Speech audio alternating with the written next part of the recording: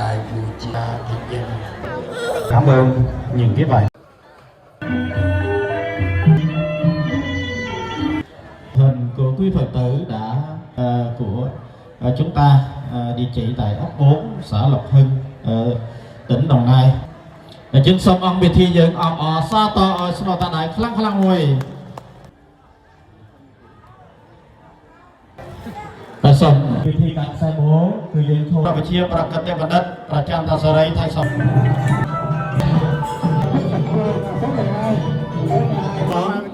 Đây của ngôi đây tình đây ngôi khắc đích đọc mà muốn cua xa bao lần mẹ đá lên mà phay